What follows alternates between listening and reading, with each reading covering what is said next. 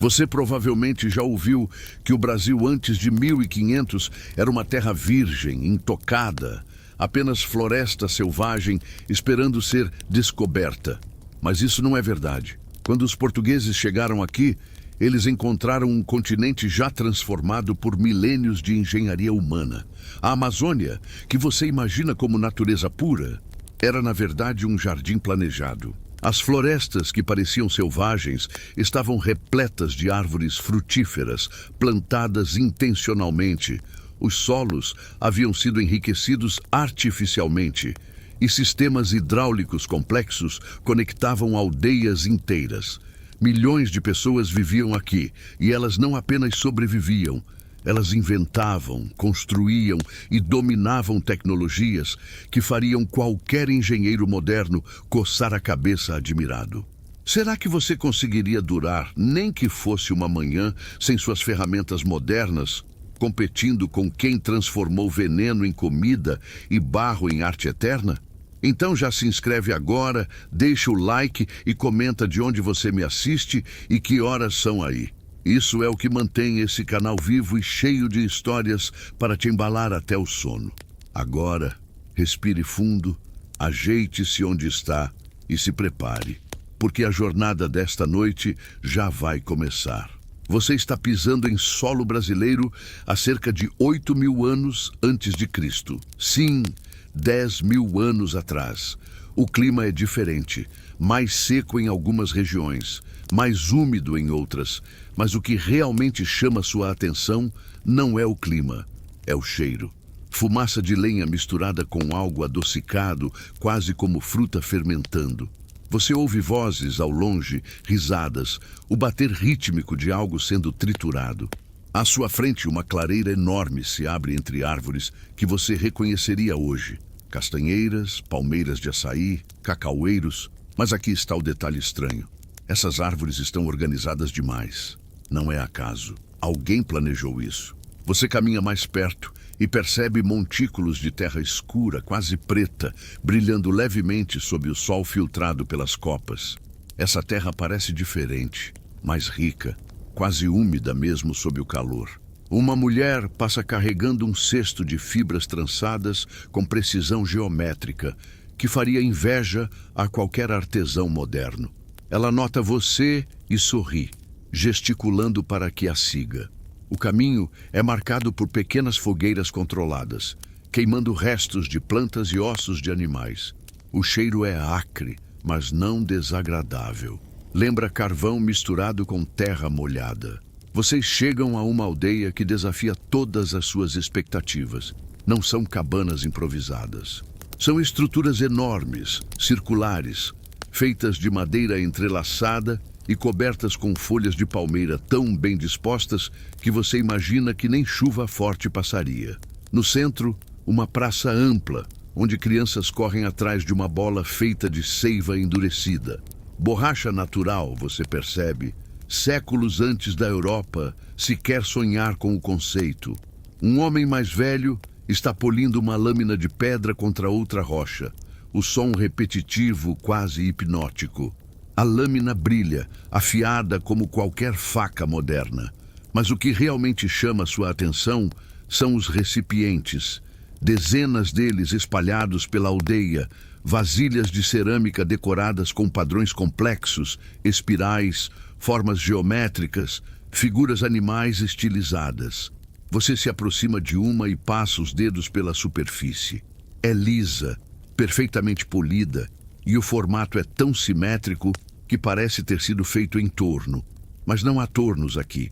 Apenas mãos humanas, conhecimento transmitido por gerações e uma paciência que você, acostumado com entregas em 24 horas, mal consegue compreender.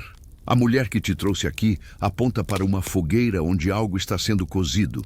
Você se aproxima e o cheiro te atinge como uma onda. É forte, quase azedo, mas por baixo há algo reconfortante, como o pão assando. Dentro de uma panela de barro, uma massa amarelada ferve lentamente. Mandioca, você reconhece o formato das raízes empilhadas ao lado. Mas você sabe o segredo. Mandioca crua é venenosa. Cianeto suficiente para te matar em horas. E ainda assim, essas pessoas descobriram não apenas como neutralizar o veneno, mas como transformar essa raiz em alimento básico que sustentaria civilizações inteiras. Você observa o processo. As raízes são raladas em uma superfície áspera, feita de madeira incrustada com pequenas pedras. Um ralador pré-histórico perfeitamente funcional. A polpa é então colocada em um tubo trançado longo e flexível. Um tipiti, você aprenderá depois, que é pendurado e torcido com um peso na ponta. A pressão espreme o líquido venenoso, que goteja lentamente num recipiente abaixo. O líquido é leitoso, turvo, e pelo cheiro você sabe instintivamente, isso te mataria. Mas a massa que sobra no tipiti, essa é segura. Essa vira farinha, beiju, tapioca. À noite, quando o sol finalmente se põe tingindo o céu de laranja e roxo, você se senta num círculo ao redor de uma fogueira central. Alguém traz uma rede. Sim, aquela rede que você tem em casa, pendurada entre duas árvores no quintal. E você percebe que está olhando para a invenção original. Fibras de algodão selvagem, trançadas com uma técnica tão eficiente que nada mudou em 10.000 anos. Você se deita nela e o balanço suave te embala. O som da floresta ao redor é uma sinfonia constante. Grilos, sapos, o guincho distante de um macaco, o farfalhar de folhas. Você fecha os olhos por um momento e, quando abre novamente, percebe que as estrelas aqui são diferentes. Mais brilhantes, mais numerosas, sem a poluição luminosa das cidades modernas. E você entende algo fundamental. Essas pessoas não estavam apenas sobrevivendo. Elas estavam prosperando, criando, inventando soluções para problemas que você nem sabia que existiam. E essa é apenas a primeira noite da sua jornada. Você acorda com o cheiro de terra sendo revirada. É um aroma profundo, quase adocicado, misturado com fumaça e algo que lembra composto orgânico, mas mais intenso, mais vivo. Ao seu redor, várias pessoas trabalham metodicamente, cavando buracos rasos, depositando camadas de materiais diferentes, queimando pilhas controladas de galhos e folhas. Você se levanta da rede e caminha até o local de trabalho, e é quando percebe: a terra aqui é diferente. Não é o marrom avermelhado comum da região, nem o amarelo pálido típico de solos pobres amazônicos. É preta. Preta como carvão, mas brilhante, úmida, cheia de vida. Você se agacha e pega um punhado dessa terra nas mãos. A textura é estranha, ao mesmo tempo fofa e densa, cheia de pequenos fragmentos que você não consegue identificar imediatamente. Pedacinhos de carvão, certamente. Mas também cacos minúsculos de cerâmica, ossos triturados, e quando você cheira de perto, há algo quase fermentado no aroma, como se a terra estivesse viva e respirando. E está, de certa forma. Você acabou de tocar na maior invenção agrícola das Américas, a terra preta de índio, ou terra preta amazônica, como os cientistas chamarão séculos depois. Um homem mais velho se aproxima e gesticula para que você observe. Ele aponta para uma área onde a terra preta já está estabelecida. Você nota imediatamente a diferença na vegetação. As plantas aqui são maiores, mais verdes, carregadas de frutos. Ao lado, numa área com terra comum, as mesmas espécies parecem raquíticas, lutando para sobreviver. A diferença é tão dramática que parece truque de edição, mas não é.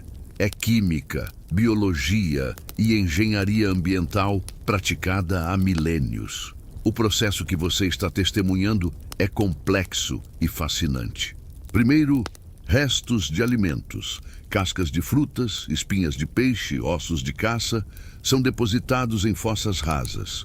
Nada é desperdiçado.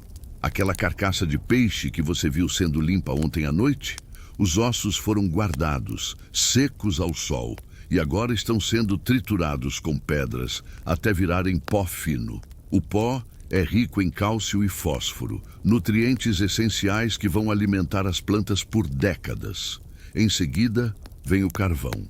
Mas não qualquer carvão. Você observa pilhas de madeira sendo queimadas de forma controlada, cobertas com terra para limitar o oxigênio. O resultado não é cinza, é biochar, carvão vegetal poroso que funcionará como uma esponja microscópica no solo, retendo água e nutrientes. Você pega um pedaço e ele é surpreendentemente leve, cheio de pequenos buracos e canais. Parece rocha vulcânica, mas é pura madeira transformada.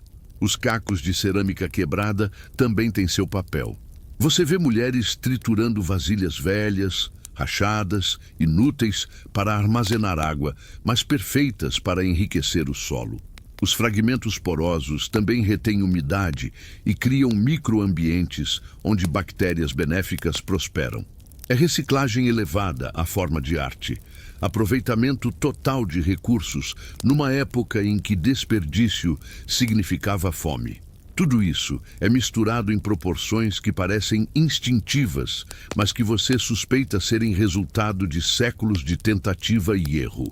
O homem velho pega um pouco da mistura e a espalha numa área já preparada. Então adiciona uma camada de folhas em decomposição por cima. Ele faz um gesto com as mãos indicando tempo. Muitas luas, você entende. Isso não é mágica instantânea. É investimento de longo prazo.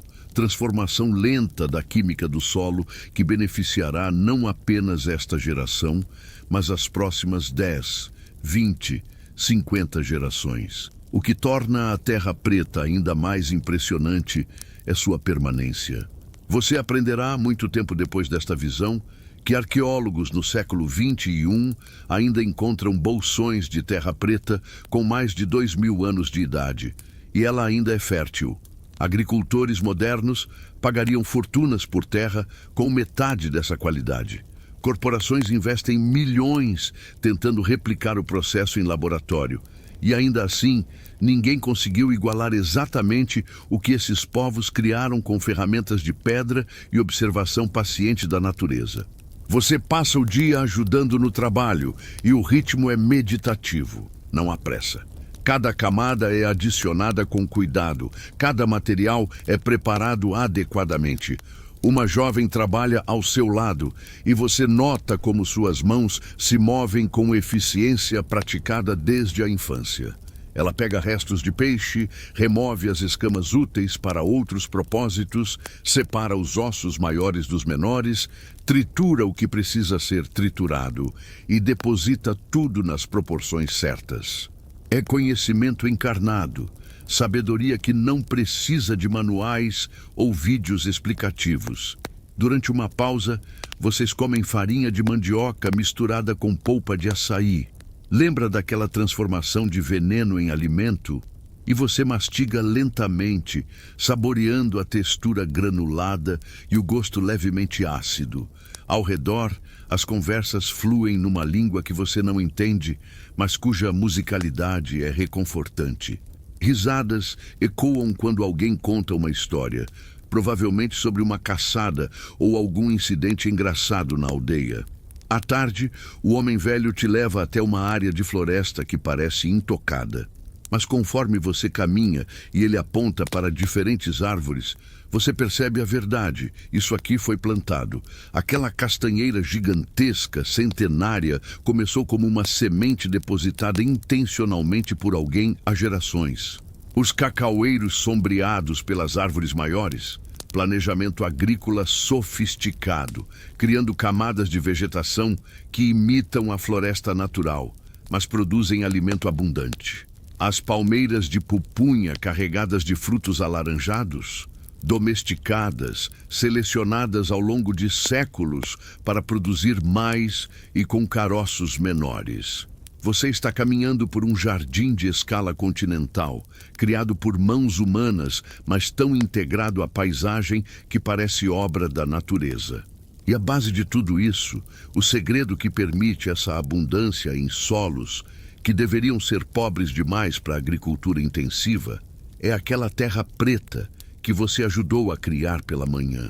Quando a noite cai novamente e você retorna à sua rede, as mãos sujas daquela terra escura milagrosa, você entende algo profundo. Essas pessoas não conquistaram a natureza, elas colaboraram com ela. E o resultado dessa colaboração ainda alimenta o mundo hoje.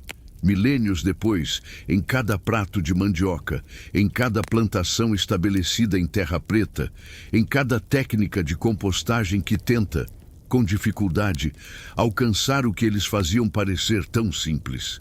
Você acorda com um som rítmico e molhado, thump, thump, thump, como algo pesado batendo contra madeira úmida. O cheiro é forte, quase sufocante. Terra molhada misturada com algo levemente azedo, fermentado, que faz suas narinas se contraírem. Você se levanta e segue o som até encontrar um grupo de mulheres trabalhando ao redor de uma pilha enorme de raízes nodosas, marrom acinzentadas, algumas do tamanho do seu antebraço, mandioca. Você reconhece imediatamente, mas o que não esperava era a quantidade. Centenas de raízes empilhadas, esperando processamento. Uma das mulheres nota você e sorri, gesticulando para que se aproxime. Ela pega uma raiz, quebra um pedaço e oferece. Você hesita, lembrando-se do que sabe. Mandioca crua contém glicosídeos cianogênicos, compostos que seu corpo transforma em cianeto. Uma quantidade pequena causa náusea e tontura. Uma quantidade maior pode te matar em horas, causando convulsões, paralisia respiratória, morte por asfixia celular. Mas a mulher insiste, rindo, apontando para sua boca e balançando a cabeça negativamente. Não coma cru, ela está dizendo. Óbvio. Você observa enquanto ela demonstra o processo completo, cada etapa desenvolvida ao longo de gerações, refinada até a perfeição mortal se tornar alimento seguro. Primeiro, as raízes são descascadas. A casca sai em tiras fibrosas, revelando a polpa branca e úmida por baixo. O cheiro aumenta. Há algo quase tóxico nele, um aviso químico que seu cérebro reptiliano reconhece instintivamente como perigo. Suas mãos começam a coçar só de segurar a raiz descascada. O látex que escorre dela é irritante e você vê uma criança pequena sendo afastada antes que possa levar as mãos à boca. A próxima etapa é a ralação. Você já viu o ralador ontem. Uma tábua de madeira dura incrustada com pequenas pedras afiadas, criando uma superfície abrasiva perfeita. A mulher pressiona a mandioca contra o ralador e move para cima e para baixo com força controlada. A polpa se desintegra em fios úmidos que caem em uma bacia de cerâmica embaixo. O movimento é hipnótico, repetitivo. E você imagina quantas toneladas de mandioca essas mãos já processaram ao longo de uma vida. Você tenta ajudar e imediatamente percebe o quão difícil é. A raiz é dura, fibrosa. Seus braços ardem depois de apenas alguns minutos. As mulheres trabalham em turnos, conversando, cantando músicas, cujo ritmo combina com o movimento de ralar. É trabalho comunal, compartilhado, onde ninguém carrega o peso sozinho. E enquanto trabalham, crianças brincam por perto, observando, aprendendo, internalizando o processo que um dia também executarão. Quando a pilha de polpa ralada está suficientemente grande, vem a parte mais engenhosa, o tipiti. Você vê vários deles pendurados entre postes de madeira. Tubos longos, cilíndricos, trançados com fibras de palmeira tão apertadas que parecem tecido. O padrão é complexo, geométrico, e você percebe que o trançado não é apenas decorativo. A trama precisa ser forte o suficiente para suportar pressão imensa, mas porosa o suficiente para deixar líquido passar. A polpa ralada é empurrada para dentro do tipiti até enchê-lo completamente. Então, uma vara longa é inserida no anel de fibra na base e um peso pesado, uma pedra grande, lisa, claramente selecionada para este propósito específico, é amarrado na extremidade. A gravidade faz seu trabalho. O tipiti se estende, estica e o movimento de alongamento comprime a polpa lá dentro, Líquido começa a gotejar pela trama, caindo num recipiente de cerâmica embaixo. Você se agacha para observar mais de perto. O líquido é branco leitoso, turvo, e o cheiro é levemente doce, mas com uma nota subjacente que faz algo primitivo no seu cérebro gritar perigo. Uma mulher mais velha nota seu interesse e faz um gesto dramático. Ela mima comer, então se agarra à garganta. Língua para fora, olhos arregalados, corpo contorcendo-se. Morte. Esse líquido é veneno concentrado. Todo o cianeto da mandioca, expresso e coletado. Mortal como qualquer toxina moderna. Mas aqui está o golpe de gênio. Eles não descartam o veneno. Nada é desperdiçado. Você observa o líquido sendo fervido em fogo baixo, por horas, numa panela de cerâmica grande. O calor decompõe os compostos tóxicos, transforma veneno em algo não apenas seguro, mas delicioso. O líquido engrossa, escurece, desenvolve um aroma complexo e saboroso. Isso vira tucupi, um caldo amarelo dourado que você reconheceria em qualquer mercado do norte do Brasil hoje. Séculos depois, pessoas pagarão bom dinheiro por garrafas disso, sem saber que estão comprando veneno transformado por fogo e paciência. Enquanto isso, a massa espremida no tipiti é removida. Agora seca, quebradiça, segura. Ela é espalhada em grandes panelas rasas de cerâmica sobre fogo baixo. Você ajuda a mexer, usando uma vara longa, e o calor sobe em ondas que fazem seu rosto suar. A massa começa a secar ainda mais, os grânulos se separando, se transformando em algo que você conhece bem, farinha de mandioca. Aquela mesma farinha que está em toda a mesa brasileira, que absorve molhos, que vira farofa, que sustenta refeições de norte a sul do país. Mas há mais variações. Parte da massa é prensada em formas circulares finas e assada diretamente em pedras quentes. Beijus, panquecas crocantes que são comidas ainda quentes com mel selvagem ou pasta de frutas. Outra parte é hidratada novamente e aquecida em panelas especiais, mexida constantemente até formar pérolas brancas translúcidas. Tapioca, você reconhece, embora aqui seja chamada por um nome que você não consegue pronunciar. À tarde, você participa de uma refeição comunal. Peixe assado servido sobre farinha de mandioca, o caldo do peixe misturando-se com os grânulos secos, criando uma textura que é simultaneamente crocante e úmida. Você prova e o sabor é simples, mas profundamente satisfatório. Proteína, carboidrato, gordura, tudo que um corpo precisa. Ao seu lado, uma criança mastiga um beiju recheado com pasta de frutas silvestres, os olhos brilhando de contentamento. Você olha ao redor e faz as contas mentalmente. Cada pessoa aqui come mandioca todos os dias, múltiplas refeições. E cada mordida representa séculos de desenvolvimento tecnológico, de observação cuidadosa, de experimentação que certamente custou vidas, porque você sabe que alguém, em algum momento distante, comeu a mandioca errada, processada incorretamente, e morreu para que outros aprendessem. A mandioca domesticada é menos tóxica que suas ancestrais selvagens, mas o processo de seleção levou gerações, escolhendo plantas com menos veneno, propagando as mais seguras, criando variedades que seus descendentes chamarão de mandioca doce versus brava. Quando a noite cai e você retorna à sua rede, as mãos ainda cheirando a mandioca ralada e o estômago satisfeito com farinha e peixe, você percebe a magnitude do que testemunhou. Esses povos pegaram uma das plantas mais venenosas da região e transformaram ela na base da sua civilização. Eles não apenas neutralizaram o veneno, eles o controlaram, o utilizaram, o transformaram.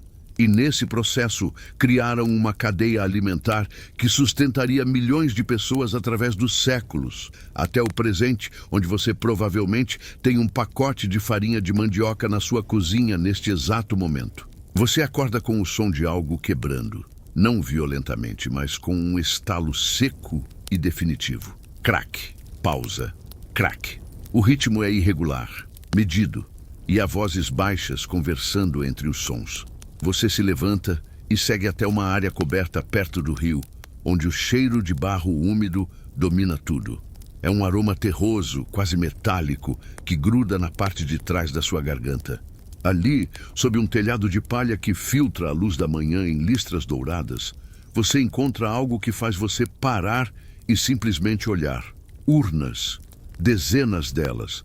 Mas não são simples potes de barro, são monumentos de cerâmica, algumas tão grandes que você precisaria se curvar para caber dentro, decoradas com padrões tão complexos e precisos que parecem ter sido impressos por máquina.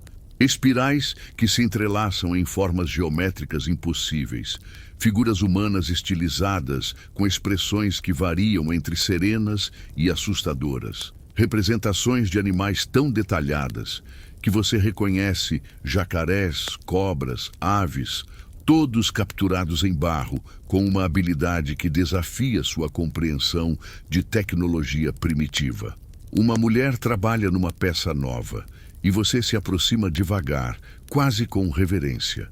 Ela está sentada no chão, pernas cruzadas, e ao seu redor estão tigelas com diferentes tipos de barro. Alguns mais claros, outros quase negros, outros com um tom avermelhado. Ela pega um punhado de barro escuro e começa a adicionar água, amassando com as mãos até conseguir uma consistência específica. Você nota como ela testa constantemente, aperta entre os dedos, observa como se comporta, adiciona mais água ou mais argila seca conforme necessário. Não há medidas exatas, é tudo sentido nas pontas dos dedos, conhecimento tátil transmitido desde a infância.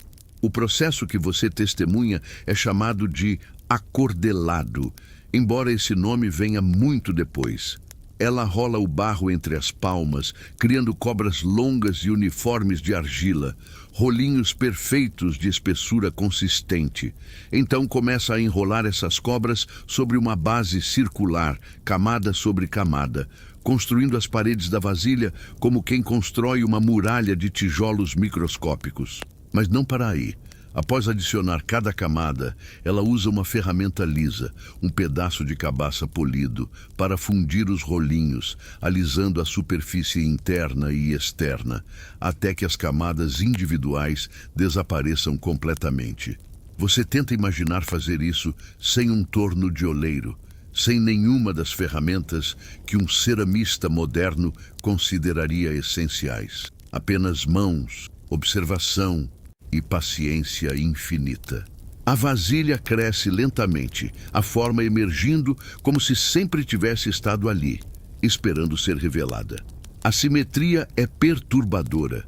Você pega uma corda improvisada e mede, e sim, os lados são idênticos. Como? Não há nível, não há compassos, apenas o olho treinado dela e décadas de prática. Mas a verdadeira magia começa quando a forma básica está completa e parcialmente seca. Outro artista, um homem mais velho com mãos manchadas de diferentes cores de barro, se aproxima com ferramentas minúsculas. Algumas são espinhas de peixe afiadas, outras são lascas de pedra polidas, outras ainda são gravetos duros de madeiras específicas. Ele começa a entalhar. Os padrões fluem da ponta das suas ferramentas como água, linhas que se curvam e se encontram, formando labirintos geométricos tão complexos que você perde o fio seguindo com os olhos. Ele adiciona relevos, pequenas figuras que saltam da superfície, rostos humanos com expressões enigmáticas, olhos amendoados que parecem te seguir, bocas abertas em gritos silenciosos ou sorrisos serenos. Você reconhece o que são, eventualmente, representações de ancestrais, de espíritos, de histórias que essas pessoas contam através de barro em vez de escrita. Uma das urnas completas chama particularmente sua atenção. É enorme, facilmente 1,5 metros de altura, com uma base larga que se estreita levemente antes de expandir novamente no topo. A boca é decorada com uma face humana modelada em 3 dimensões. Nariz proeminente, olhos fundos, boca entreaberta mostrando dentes, Braços estilizados emergem dos lados, mãos descansando sobre o que seria o estômago da figura. O corpo todo da urna é coberto com padrões pintados, vermelhos, brancos, pretos, cada cor aplicada com precisão em áreas demarcadas por linhas entalhadas. Você pergunta através de gestos sobre as cores e uma jovem te leva até outra área, onde pigmentos estão sendo preparados. Cada cor vem de uma fonte diferente. O vermelho é óxido de ferro, minerado de depósitos específicos no rio, moído em pó fino e misturado com seiva de árvore que age como ligante. O branco é argila caulinítica pura, tão fina que parece talco. O preto vem de carvão moído misturado com manganês natural. Cada pigmento é preparado com receitas exatas, proporções que determinam não apenas a cor, mas também como ela se comportará durante a queima. Porque sim, essas peças são queimadas. Você acompanha quando uma fornada está pronta para o fogo. As urnas são cuidadosamente posicionadas numa cova grande, revestida com pedras, separadas por distâncias calculadas. Lenha específica é usada. Madeiras duras que queimam lenta e consistentemente, mantendo temperatura estável por horas. Você aprende através de observação que diferentes madeiras criam diferentes atmosferas de queima. Algumas produzem mais oxigênio, outras menos, e isso afeta as cores finais. O fogo é aceso e alimentado constantemente, e você passa horas observando as chamas, lambendo as urnas, vendo a cerâmica mudar de cor conforme aquece, do marrom acinzentado do barro cru para tons progressivamente mais claros de laranja, vermelho, até um bege amarelado quando completamente cozida. A temperatura precisa ser perfeita, muito baixa, e a peça ficará frágil, quebrando facilmente. Muito alta e pode rachar ou até derreter, anos de trabalho virando destroços em minutos. O homem responsável pelo fogo, claramente um especialista, tratado com respeito óbvio pelos outros, monitora constantemente. Ele adiciona lenha em pontos específicos, controla o fluxo de ar cobrindo ou descobrindo partes da cova, até joga água em áreas específicas para criar efeitos de redução que escurecem certas partes da cerâmica. É química complexa, executada com intuição e experiência, sem termômetros ou fórmulas escritas. A queima dura um dia inteiro e parte da noite. Você cochila em intervalos, sempre acordando com o cheiro de fumaça e barro queimado, observando o mestre do fogo fazer seus ajustes sutis. Quando finalmente o fogo é deixado apagar naturalmente, há um período de espera ansioso, muito rápido para resfriar, e as peças podem rachar com o choque térmico. Na manhã seguinte, quando as urnas são finalmente removidas, você entende por que esse lugar será chamado de Ilha de Marajó pelos futuros colonizadores e por que a cerâmica marajoara será considerada uma das mais sofisticadas das Américas pré-colombianas. As peças que emergem são obras-primas. As cores se fixaram perfeitamente.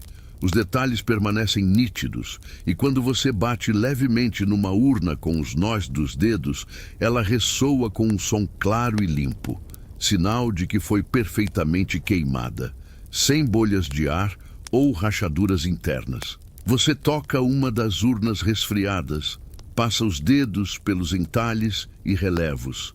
A superfície é lisa onde foi polida, áspera onde foi texturizada intencionalmente. E você pensa, essa urna vai durar milênios. Muito depois dessa aldeia desaparecer, muito depois das pessoas que a fizeram virar em pó, arqueólogos vão desenterrar essas peças e ficar maravilhados. Vão escrever teses tentando entender os padrões, vão debater os significados das figuras, vão se perguntar como foi possível criar algo tão complexo sem tecnologia moderna. Mas você sabe a resposta agora. Foi possível através de gerações de observação, de experimentação, de conhecimento acumulado passado de mestre para aprendiz, de mãos que trabalharam barro desde criança até desenvolver um entendimento quase sobrenatural do material. Foi possível porque essas pessoas não tinham pressa, não trabalhavam em prazos apertados, não buscavam eficiência em detrimento de qualidade. Cada peça recebia o tempo que precisava. Cada etapa era executada com cuidado, e o resultado era a arte que transcendia sua função utilitária para se tornar algo eterno. Você acorda com os pés molhados. Não é chuva. O céu está limpo, tingido de rosa e laranja com o amanhecer. É a água subindo. Você senta na rede e olha ao redor, desorientado por um momento, até perceber que a aldeia inteira está mudando. O que ontem era terra firme, hoje tem água cobrindo os tornozelos e ninguém parece preocupado. Crianças chapinham rindo, mulheres caminham naturalmente com água até os joelhos, carregando cestos na cabeça. Você está nas várzeas, as terras baixas que inundam sazonalmente, e está prestes a testemunhar engenharia hidráulica que faria qualquer civilização antiga ter inveja. Um homem acena para que você o siga e vocês começam a caminhar, ou melhor, vadear, através da aldeia. A água é morna, quase agradável, mas turva o suficiente para esconder o que está sob a superfície. Você pisa com cuidado, seguindo exatamente onde ele pisa, evitando raízes submersas e buracos inesperados. O cheiro é de água doce, misturada com vegetação em decomposição, terra molhada e uma nota levemente podre que vem de folhas acumuladas no fundo. Depois de 20 minutos de caminhada molhada, a paisagem muda dramaticamente. Você emerge da água em terra elevada, mas não é elevação natural. É longa demais, reta demais, deliberada demais. É um aterro, construído mão a mão, cesto por cesto de terra, elevando o terreno acima do nível máximo das cheias. E não é apenas um.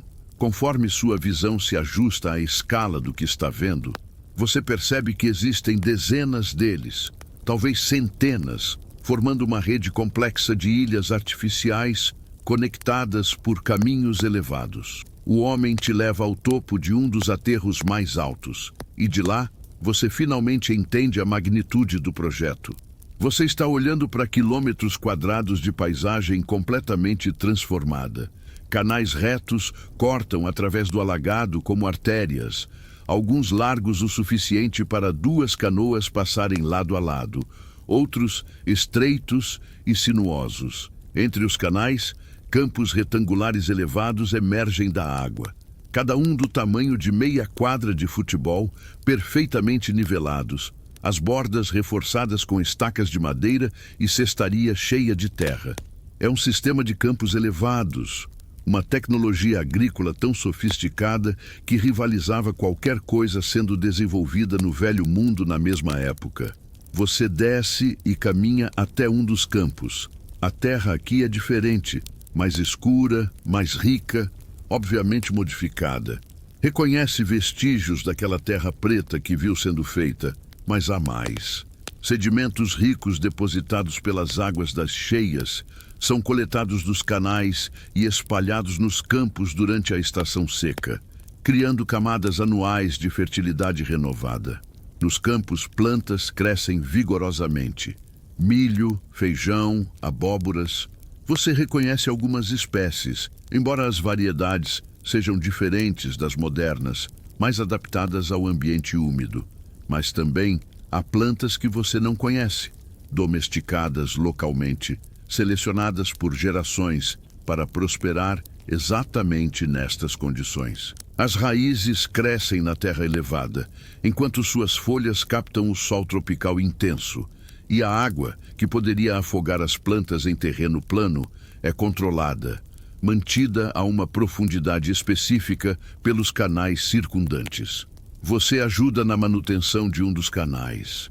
O trabalho é árduo.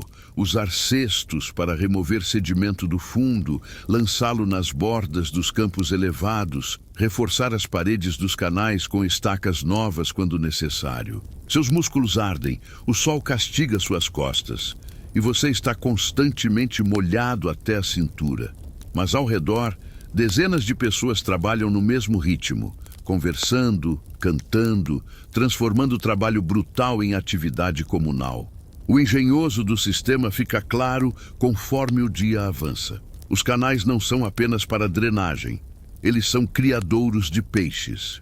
Você vê redes sendo colocadas em pontos estratégicos e, quando são recolhidas horas depois, estão cheias de peixes que se alimentam de algas e insetos nos canais. É aquicultura integrada séculos antes do termo ser inventado. Os canais drenam os campos fertilizam a água com nutrientes, os peixes se alimentam dessa abundância e os humanos colhem tanto plantas quanto proteína do mesmo sistema. Há mais complexidade ainda. Você nota pequenas comportas feitas de madeira e fibra trançada em pontos específicos dos canais. Durante a cheia, elas são abertas para deixar a água entrar, trazendo sedimentos ricos e peixes migrantes. Durante a seca, são fechadas para manter o nível de água estável nos campos, criando microambientes controlados. É gestão hídrica em escala monumental, executada sem bombas, sem energia, além da força humana e a compreensão profunda de como a água se move através da paisagem. À tarde, você visita um dos tanques de reserva. Depressões profundas, cavadas estrategicamente para armazenar água durante a estação seca extrema. A água aqui é surpreendentemente clara, filtrada naturalmente por camadas de areia e cascalho no fundo. Mulheres coletam água em vasilhas de cerâmica e você nota plantas aquáticas flutuando na superfície. Não por acidente, mas plantadas intencionalmente. Suas raízes filtram impurezas. Suas folhas fornecem sombra que reduz evaporação. E algumas são até comestíveis, oferecendo verduras frescas quando outras plantas murcham sob o sol escaldante. Você passa horas explorando a extensão do sistema. Há áreas experimentais onde diferentes técnicas estão sendo testadas. Campos com diferentes alturas de elevação, canais com diferentes larguras, variedades de plantas sendo tentadas em condições variadas. É ciência aplicada, método empírico refinado, através de gerações de observação cuidadosa. O que funciona é mantido e expandido. O que falha é abandonado ou modificado. Um dos aspectos mais impressionantes é a escala temporal do planejamento. Você vê árvores enormes crescendo em alguns dos aterros mais antigos, castanheiras, palmeiras, árvores frutíferas plantadas por bisavós das pessoas que trabalham aqui hoje. Essas árvores fornecem sombra, estabilizam o solo com suas raízes profundas, oferecem frutos e madeira, mas elas levam décadas para amadurecer. Plantar uma árvore dessas é um ato de fé no futuro, um presente para netos ainda não nascidos. Ao entardecer, você participa de uma refeição comunal preparada inteiramente com produtos do sistema de campos elevados. Peixe assado capturado nos canais, milho cozido, colhido pela manhã, ainda fresco e doce, abóbora assada com textura cremosa, feijão temperado com ervas cultivadas nos jardins elevados. É uma festa de abundância arrancada de um ambiente que deveria ser hostil à agricultura. Terras que passam metade do ano debaixo d'água não deveriam ser capazes de alimentar populações densas, mas aqui estão eles, prosperando. Você conversa através de gestos com um dos engenheiros mais velhos, porque é isso que ele é, você percebe, embora não tenha diploma ou título formal. Ele gesticula largamente, mostrando a extensão dos campos, os canais serpenteando até onde a vista alcança, as aldeias construídas nos aterros maiores. Ele aponta para o céu, mima chuva, depois sol, mostrando como o sistema responde às estações. Há orgulho em seus gestos, mas também humildade. Este não é trabalho de um homem ou uma geração. É herança coletiva construída ao longo de séculos. Quando a noite cai, e você finalmente se deita na sua rede, montada em um dos aterros principais, segura acima da linha d'água, você olha as estrelas refletindo nos canais ao redor como espelhos escuros. O som é diferente aqui. Sapos cantam em coros massivos, peixes saltam ocasionalmente, quebrando a superfície da água com splashes suaves, e ao longe você ouve o grito de uma ave noturna. É uma sinfonia de vida florescendo em um ambiente dominado, não conquistado, mas colaborado, transformado através de trabalho paciente e compreensão profunda de como terra e água dançam juntas através das estações. E você percebe que milênios depois, quando essa civilização for esquecida e a floresta reclamar esses campos, arqueólogos vão sobrevoar a região e ver padrões estranhos através de radares de penetração, geometrias impossíveis de canais e elevações que só podem ser artificiais. Eles vão desenterrar evidências e debater, escrever artigos acadêmicos tentando entender como isso foi feito. Mas você sabe, você viu.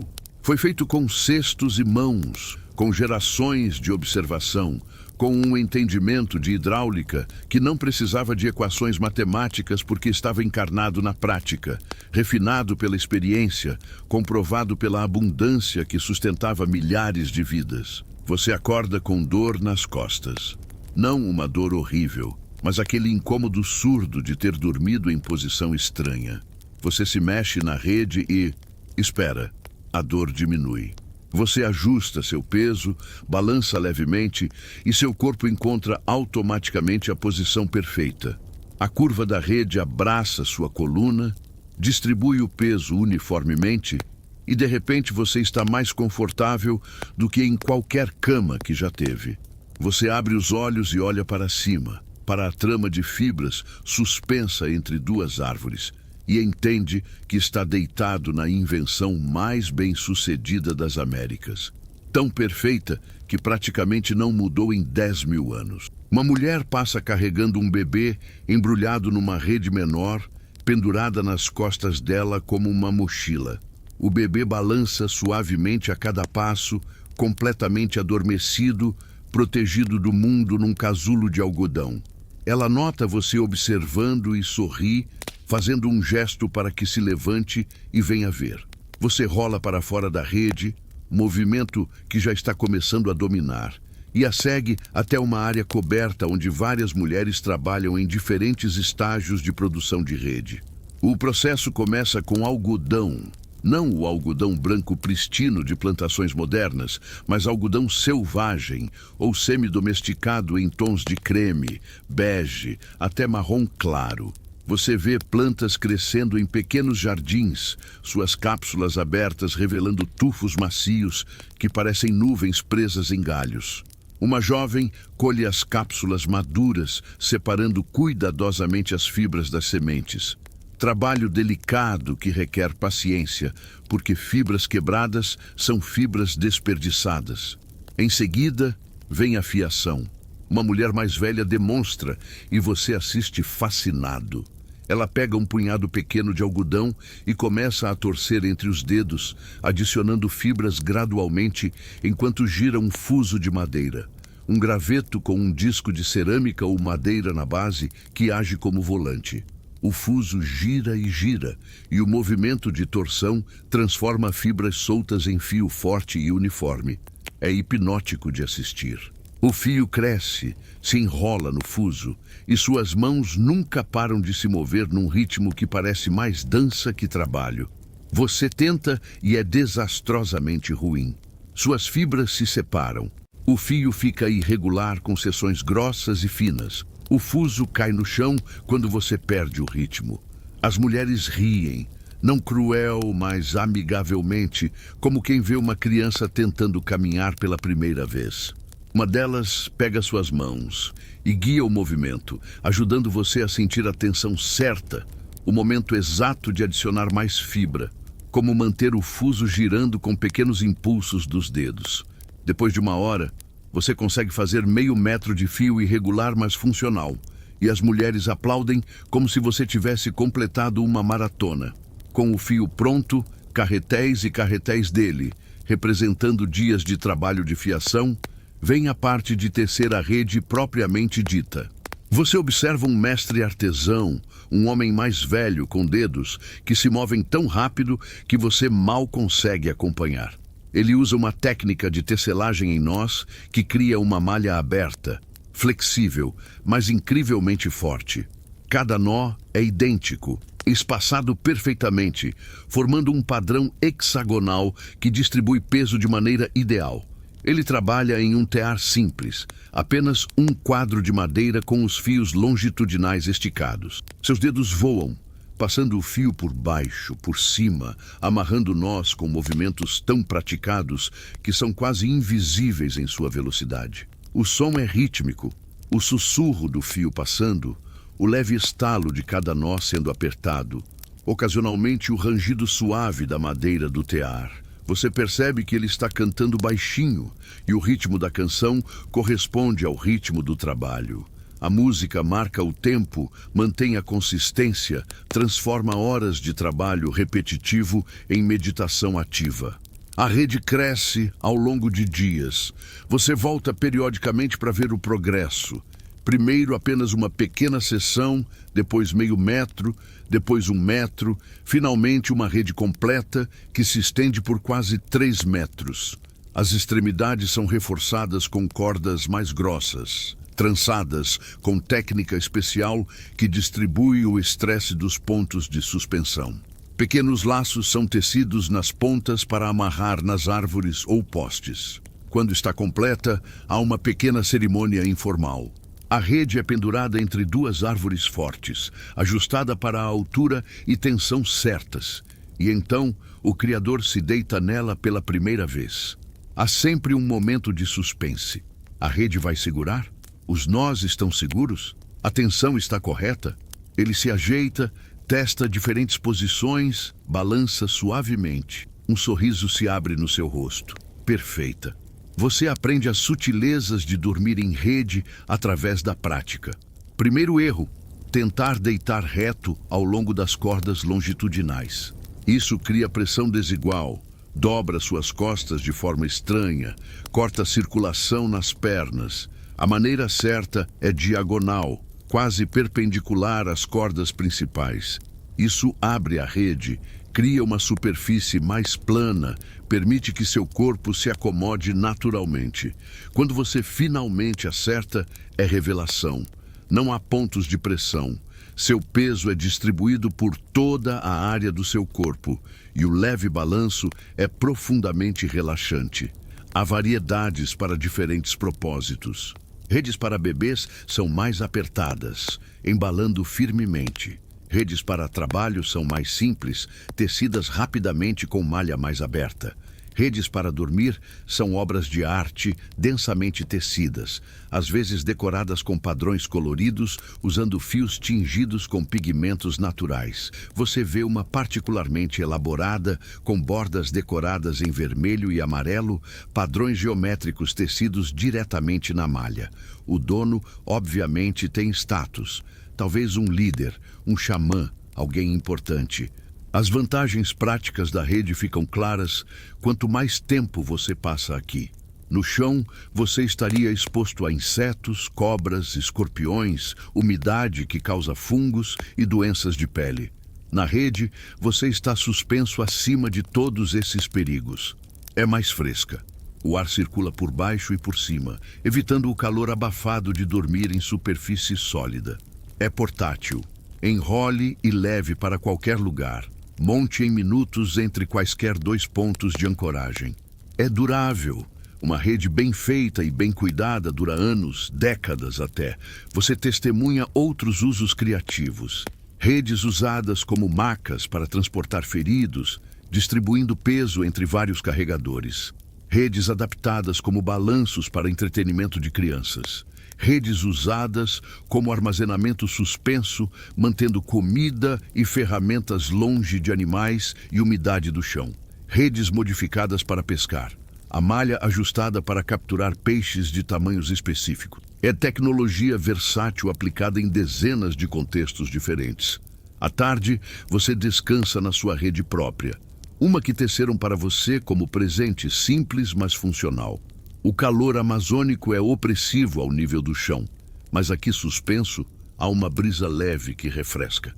Você fecha os olhos e balança suavemente, o movimento quase imperceptível, mas constante. Ao redor, o som da aldeia continua, Conversas distantes, crianças brincando, alguém triturando algo num pilão, o ocasional latido de um cachorro. Você pensa em como essa invenção vai viajar. Séculos depois desta visão, marinheiros europeus vão descobrir redes em navios caribenhos e ficar maravilhados. Vão adotá-las imediatamente para suas próprias frotas, percebendo que redes permitem acomodar mais tripulação em menos espaço. Balançam com o movimento do navio, em vez de lutar contra ele. Podem ser rapidamente arrumadas durante o dia, liberando espaço. A rede vai conquistar marinhas ao redor do mundo. Vai se espalhar para as colônias, para os trópicos, para qualquer lugar onde o calor torna camas convencionais desconfortáveis. Vai ser adaptada, modificada, comercializada. Redes mexicanas, redes brasileiras, redes venezuelanas. Cada região desenvolvendo seu próprio estilo. Mas a essência permanecerá inalterada. Fibra tecida em malha, suspensa entre dois pontos, abraçando o corpo de quem descansa. Você abre os olhos e olha novamente para a trama acima de você. Cada nó representa um momento de trabalho humano. Cada fibra foi colhida, fiada, tecida com cuidado. E o resultado é algo tão perfeitamente adaptado ao seu propósito que resistiu há milênios sem necessidade de melhoria fundamental. Você está deitado em tecnologia atemporal, funcionalidade pura, destilada à sua forma mais simples e eficaz. E conforme seus olhos se fecham novamente, embalado pelo balanço suave e o zumbido distante da vida ao redor, você entende completamente por que a rede se tornou universal. Porque simplesmente não há maneira melhor de descansar sob o sol tropical. Você acorda antes do amanhecer com movimento na aldeia. Não é urgência, mas há propósito no ar. Hoje é dia de pesca. Você se levanta e segue um grupo de homens e mulheres em direção ao rio. O cheiro de água doce, misturado com vegetação úmida, ficando mais forte a cada passo. A neblina ainda paira sobre a superfície espelhada do rio. E através dela, você vê estruturas emergindo da água como esqueletos de criaturas pré-históricas. São os paris, armadilhas de pesca permanentes que transformaram esses rios em despensas previsíveis. Você entra na água, morna, quase corporal na temperatura, e vadeia até a estrutura mais próxima. De perto, a engenhosidade fica óbvia. Centenas de estacas de madeira dura foram fincadas no leito do rio, formando um V gigantesco que aponta contra a correnteza. Entre as estacas, seções de cestaria trançada apertada criam paredes que a água atravessa, mas os peixes não. A estrutura direciona tudo que nada rio abaixo para o ápice do V, onde uma armadilha removível feita de fibras trançadas em formato cônico espera como uma boca aberta. Um pescador mais velho te mostra como funciona. Ele levanta a armadilha cônica da água e dezenas de peixes prateados se debatem dentro. Traíras, piranhas pequenas, peixes menores que você não reconhece. A abertura larga deixa os peixes entrarem facilmente enquanto seguem o fluxo. Mas o interior afunilado e a corrente empurrando contra eles tornam a saída quase impossível. É a mesma física que torna ratoeiras eficazes, aplicada debaixo d'água com materiais naturais. Ele despeja a captura numa canoa, recoloca a armadilha e gesticula que você tente a próxima. Você levanta outro cone trançado e fica impressionado com o peso, não dos peixes, mas da própria armadilha molhada. As fibras absorveram água, ficando pesadas e ainda mais resistentes. Dentro, mais peixes, incluindo um bagre gordo que deve pesar 3 quilos. A pesca não requer espera paciente com vara e anzol. Não requer sorte ou habilidade especial. O rio faz o trabalho, empurrando proteína diretamente para armadilhas estrategicamente posicionadas. Mas há mais técnicas. Você acompanha outro grupo floresta adentro, carregando cestos cheios de raízes que foram descascadas e trituradas na noite anterior. O cheiro é forte, quase medicinal, com notas que fazem seu nariz formigar. Timbó eles chamam, ou tingui, ou qualquer um de uma dúzia de nomes para diferentes espécies de cipós que compartilham uma propriedade notável. Rotenona, um composto que paralisa peixes sem envenenar sua carne ou contaminar a água permanentemente. Vocês chegam a um remanso do rio, uma área onde a água circula lentamente, quase parada. Perfeito. Os pescadores começam a esmagar as raízes trituradas ainda mais, espremendo o suco leitoso diretamente na água. Você ajuda, e o líquido escorre entre seus dedos frio e escorregadio. Em minutos, a mancha branca se espalha na superfície, se misturando, se dispersando. Então esperam, não muito, talvez 15 minutos, e o rio começa a se mover diferente. Peixes sobem à superfície, não mortos, mas atordoados, respirando pesadamente, incapazes de mergulhar. É momento de colheita. Você entra na água com outros e simplesmente pega os peixes com as mãos ou com redes pequenas e rasas. É quase absurdamente fácil. Um pirarucu jovem, normalmente um predador ágil e cauteloso, flutua docilmente enquanto você o levanta. Tucunarés grandes, normalmente impossíveis de capturar sem equipamento moderno, se deixam pegar sem resistência. A captura é abundante, dezenas de quilos de peixe em menos de 1 hora. E aqui está a parte mais impressionante. Depois de algumas horas, o efeito da rotenona se dissipa completamente.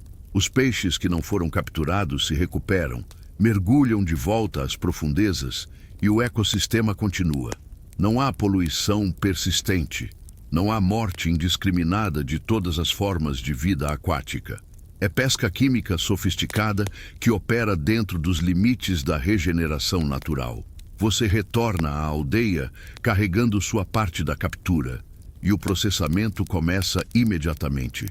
Alguns peixes são consumidos frescos, assados em grelhas improvisadas sobre brasas, o óleo pingando e sibilando, a pele ficando crocante e dourada. O cheiro faz sua boca salivar. Outros são limpos e então colocados em grelhas especiais, longe do fogo direto, secando lentamente na fumaça. Peixe defumado que durará semanas. Proteína preservada para períodos quando a pesca não é tão generosa. À tarde, você aprende sobre outra técnica, currais de peixe. São estruturas permanentes construídas em áreas rasas do rio, cercados circulares feitos de estacas e palha trançada que criam lagoas artificiais. Durante as cheias, quando os peixes migram por toda a várzea, alguns ficam presos nesses currais quando a água recua. É aquicultura passiva, aproveitando os padrões naturais de migração e usando a geografia contra os peixes. Você observa crianças pescando de uma forma que te faz sorrir, usando pequenas flechas com pontas não afiadas, atirando em peixes em águas rasas. Não é sobre matar, é sobre treino. Eles aprendem a compensar a refração da luz na água, a prever o movimento dos peixes, a desenvolver a coordenação olho-mão que os tornará caçadores eficientes quando adultos. Uma menina de talvez 7 anos acerta um peixe pequeno com precisão impressionante. Todos aplaudem e ela levanta sua captura com orgulho óbvio. Há também armadilhas portáteis, cestos cônicos que são colocados em corredeiras, a correnteza forte, empurrando peixes desorientados diretamente para dentro. Redes de emalhar tecidas com fibras finas que capturam peixes pelas guelras quando tentam passar. Lanças com múltiplas pontas farpadas para empalhar peixes maiores em águas mais profundas. Cada técnica adaptada para condições específicas, espécies específicas, estações específicas. O que te impressiona é a sustentabilidade embutida no sistema. Ninguém pesca além do que pode consumir ou preservar. As armadilhas permanentes capturam continuamente, mas nunca em números que esgotam as populações. O uso de timbó é espaçado no tempo e rotacionado entre diferentes locais, dando aos ecossistemas tempo para a recuperação. Há claramente regras, não escritas, mas respeitadas, sobre o que pode ser pescado e quando. Um pescador velho te mostra cicatrizes nas mãos, mordidas de piranha, pontos onde espinhos de bagre perfuraram, marcas de arraia que o atingiu anos atrás. Cada cicatriz é uma história, uma lição aprendida. Ele gesticula para o rio com algo que você reconhece como respeito, não apenas medo. O rio dá generosamente, mas também cobra seu preço de quem não presta atenção, quem não segue as regras da natureza e da tradição. À noite, durante mais uma refeição comunal, onde peixe é a estrela, assado, cozido em ensopados com mandioca e pimentas selvagens, transformado em farofa misturado com farinha, você mastiga devagar e pensa sobre química verde antes da química existir, sobre gestão de recursos antes da ecologia ser ciência, sobre conhecimento que não precisa de estudos científicos porque é validado por milhares de anos de prática bem-sucedida. Você olha para o rio escurecendo com o crepúsculo, a superfície ocasionalmente quebrada por peixes saltando, ainda abundantes, ainda saudáveis, ainda generosos, com quem sabe como pedir corretamente. E você entende que a linha entre caça e cultivo, entre selvagem e domesticado, é mais borrada do que pensava. Estes povos não simplesmente pegavam do rio. Eles o gerenciavam, o moldavam com suas armadilhas e estruturas, mas sempre dentro dos limites que permitiam regeneração. É uma parceria, não conquista. E o resultado é segurança alimentar, que sustentará milhões através dos séculos. Você acorda com uma dor de cabeça latejante. Não terrível, mas persistente. Aquele tipo de dor que te deixa irritado e incapaz de focar. Você se senta na rede esfregando as têmporas e uma mulher mais velha nota seu desconforto. Ela se aproxima, examina seus olhos, toca sua testa verificando febre e então gesticula para que você a siga. Você está prestes a entrar na farmácia viva da floresta amazônica, onde cada árvore, cada cipó, cada folha tem propriedades que levaram milênios para catalogar. Vocês caminham até uma área específica perto da aldeia. Não exatamente um jardim, mas também não floresta selvagem. É algo intermediário, um pomar medicinal, onde plantas úteis são cultivadas, protegidas, propagadas intencionalmente. O cheiro aqui é diferente do resto da floresta. Mais pungente, mais concentrado, com camadas de aromas que vão do refrescante ao quase nauseante. Suas narinas captam menta, algo cítrico, uma nota amarga subjacente e algo que faz você querer espirrar. A mulher para sob uma árvore específica, quebra um galho fino e descasca a casca interna. Ela mastiga um pedaço e te oferece outro, gesticulando para que você faça o mesmo. O sabor é amargo, quase insuportavelmente amargo, e você faz uma careta. Ela ri, mas insiste. Você mastiga, e o amargor gradualmente dá lugar a um leve entorpecimento na língua e uma sensação de frescor. Quinina, você reconheceria séculos depois. Casca de uma árvore da família das rubiáceas, usada contra febres e dores de cabeça, eventualmente transformada em remédio contra a malária, que salvaria milhões de vidas. Em 20 minutos, sua dor de cabeça começa a diminuir. Não desaparece completamente, mas a pressão latejante relaxa para um incômodo menor. A mulher sorri, satisfeita, e continua sua aula improvisada. Ela te leva de planta em planta, e cada uma tem sua história contada através de gestos e demonstrações. Uma folha grande, com textura aveludada. Ela esfrega na pele e mostra como absorve umidade. Depois mima a aplicar em ferimentos. Você toca e sente a superfície quase cerosa. É coagulante natural, promove fechamento de cortes, previne infecção. Ela faz gestos dramáticos de alguém sangrando, então aplicando a folha, então mostrando a ferida curada. Séculos depois, químicos vão isolar compostos dessas folhas para criar remédios modernos de coagulação. Um cipó grosso com seiva leitosa, ela faz um pequeno corte e o líquido branco goteja lentamente. Ela mima a dor de dente, então aplicando a seiva, então alívio. Você cheira e o aroma é medicinal. lembrando vagamente cravo. É anestésico local. Contém compostos que bloqueiam sinais de dor. Dentistas modernos usarão derivados sintéticos disso, mas aqui está a fonte original, crescendo selvagem. Uma planta baixa com folhas serrilhadas, ela as esmaga entre as mãos. E o cheiro é intenso, quase como eucalipto, mas mais complexo.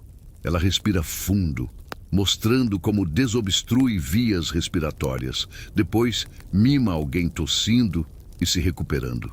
Expectorante natural, descongestionante. Tratamento para resfriados que funciona tão bem quanto qualquer xarope de farmácia moderna. Raízes de uma planta específica são desenterradas com cuidado. Ela mostra como lavar, raspar, ferver em água até fazer uma infusão escura.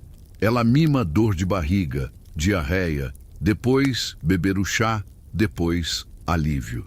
Você eventualmente aprenderá que essas raízes contêm taninos que adstringem o intestino, param fluxo excessivo de fluidos, salvam vidas durante surtos de doenças gastrointestinais. Mas não é apenas sobre tratar doenças. Há plantas contraceptivas, folhas que, quando consumidas regularmente, reduzem fertilidade temporariamente, dando às mulheres controle sobre quando ter filhos. Há plantas que facilitam o parto, relaxando músculos, tornando contrações mais eficientes. Há plantas que aumentam produção de leite materno, garantindo que bebês sejam bem alimentados. Você passa horas neste jardim farmacológico e a complexidade do conhecimento é estonteante.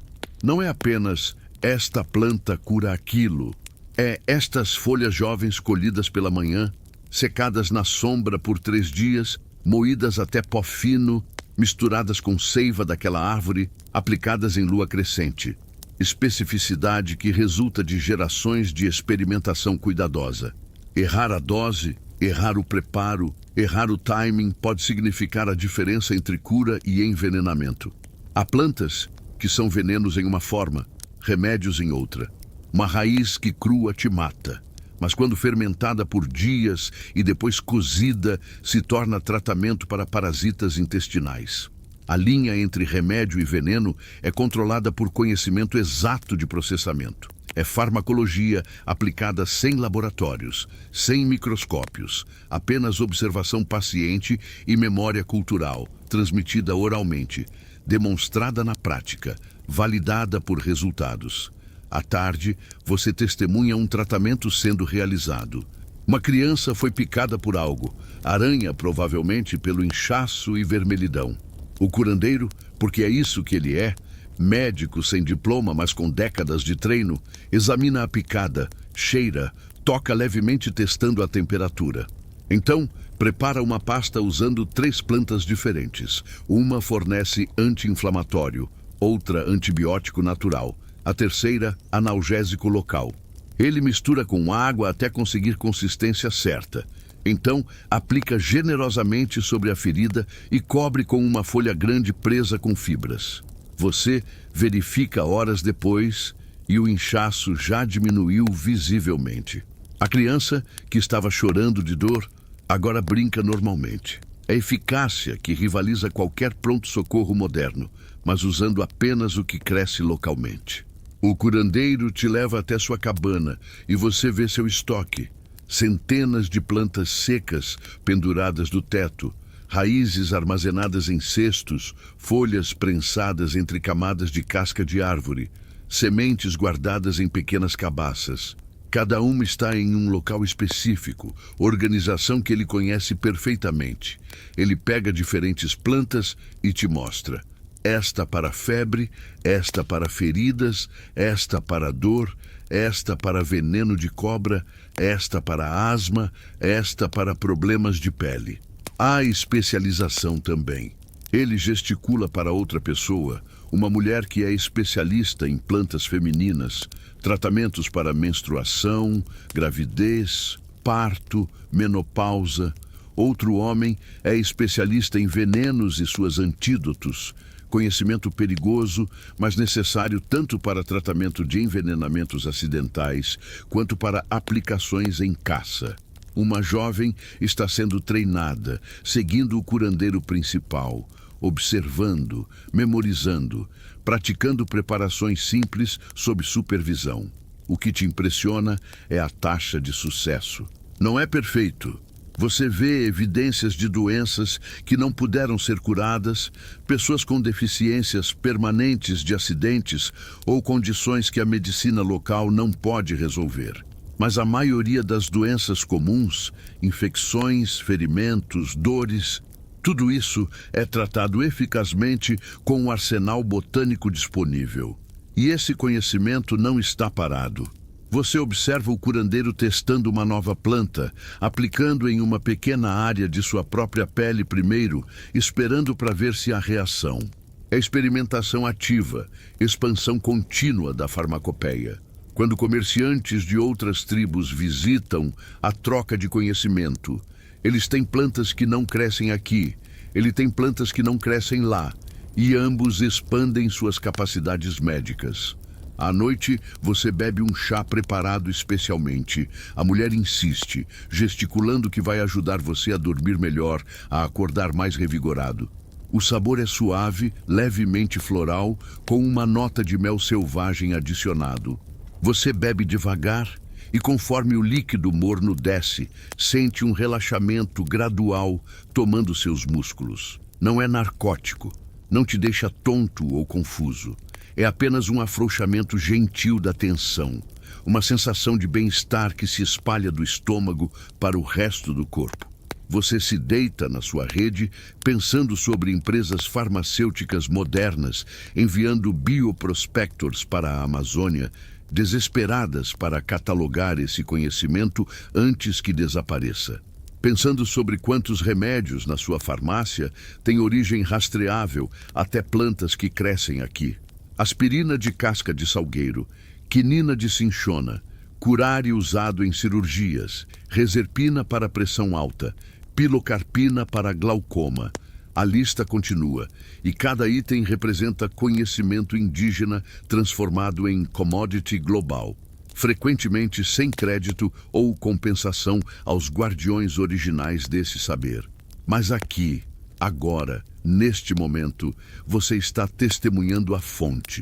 O conhecimento vivo, ainda praticado, ainda eficaz, ainda sendo refinado e expandido.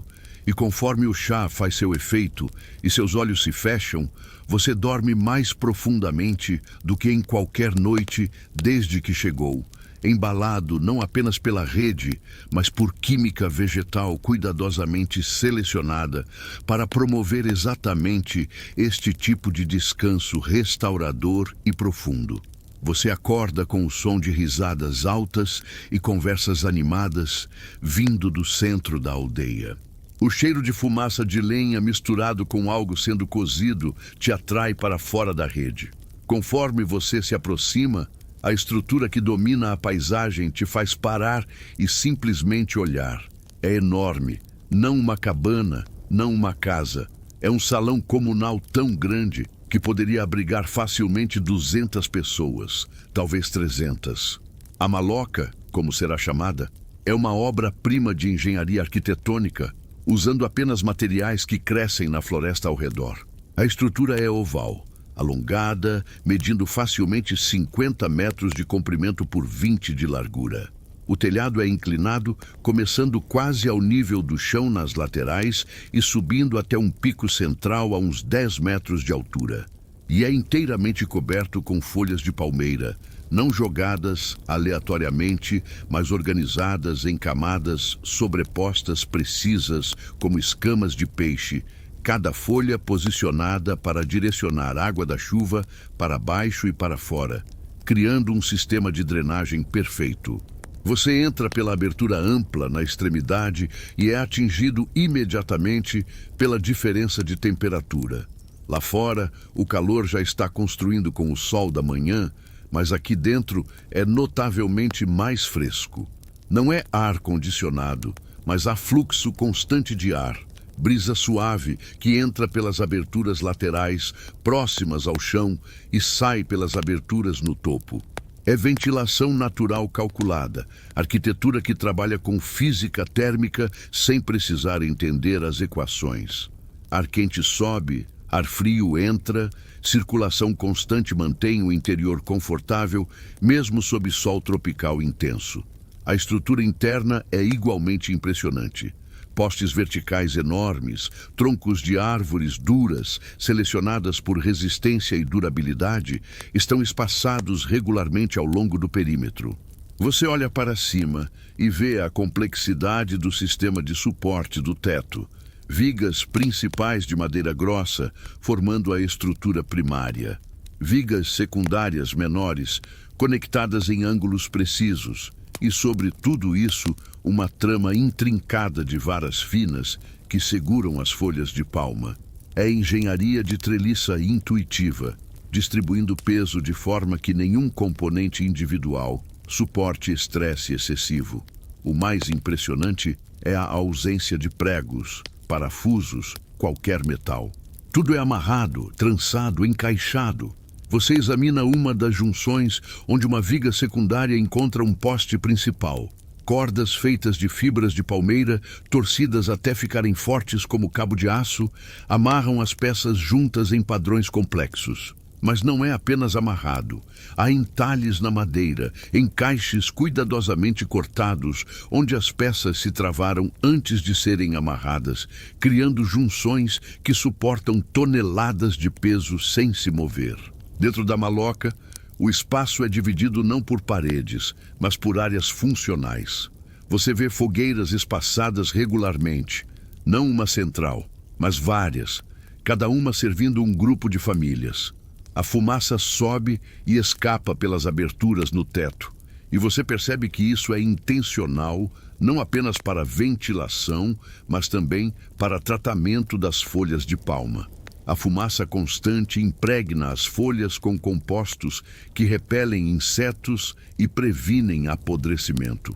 É preservação passiva, manutenção que acontece automaticamente pelo simples ato de cozinhar e aquecer. Redes estão penduradas em diferentes alturas e configurações. Algumas próximas ao chão para crianças pequenas, outras mais altas para adultos, algumas agrupadas para famílias, outras isoladas. Durante o dia, muitas estão enroladas ou removidas, liberando espaço para atividades. Você vê áreas de trabalho onde mulheres tecem cestos, homens reparam ferramentas, crianças brincam com brinquedos simples feitos de madeira e fibra.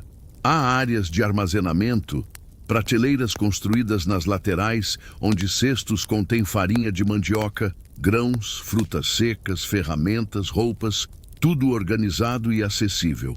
O armazenamento elevado mantém tudo longe de umidade do chão, roedores e insetos.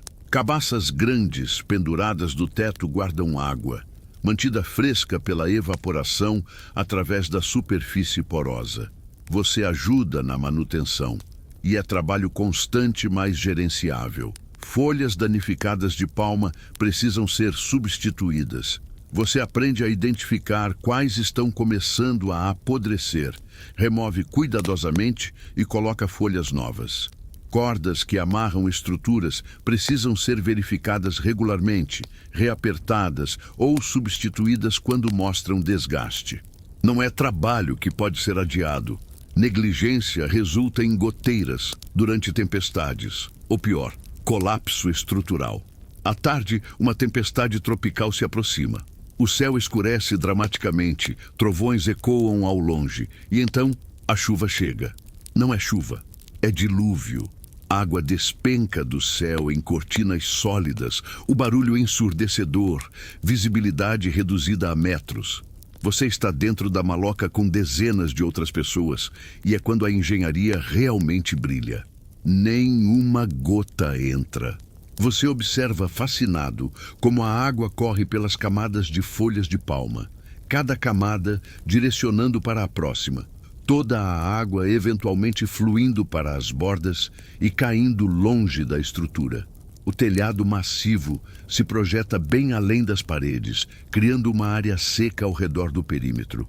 O chão dentro está perfeitamente seco e a estrutura não balança, não range, permanece sólida mesmo com vento forte batendo nas laterais. O calor da tempestade é opressivo, mas dentro da maloca, com todas aquelas pessoas, deveria ser sufocante. Não é. A ventilação natural continua funcionando. Você sente ar fresco sendo puxado pelas aberturas baixas, ar quente e úmido escapando pelo topo. É confortável, impressionantemente confortável, dadas as circunstâncias. Durante a tempestade, a vida comunal continua normalmente. Crianças brincam em jogos que envolvem pedras e sementes. Adultos conversam, alguém canta uma música e outros se juntam. Há risadas quando uma criança pequena tropeça correndo entre as redes. Uma mulher amamenta um bebê enquanto conversa com suas vizinhas. Homens consertam redes de pesca, testando a força de cada nó. É intimidade forçada que poderia ser claustrofóbica, mas de alguma forma não é. Há espaço suficiente, altura suficiente no teto que não se sente comprimido, fluxo suficiente de ar que não se sente abafado. Você observa as dinâmicas sociais. Respeito por espaço pessoal mesmo em proximidade. Ninguém invade a área de rede de outra família sem convite. Compartilhamento de recursos. Quando alguém prepara comida, oferece aos vizinhos próximos. Resolução coletiva de problemas. Quando uma criança está incomodando todo mundo correndo demais, vários adultos gentilmente redirecionam seu comportamento, não apenas os pais. A maloca não é apenas abrigo. É centro comunitário, escola informal, espaço de trabalho, salão de festas, enfermaria quando necessário. É onde conhecimento é transmitido. Você vê um homem velho ensinando um jovem a fazer pontas de flecha, mostrando o ângulo exato para lascar a pedra. Onde histórias são contadas.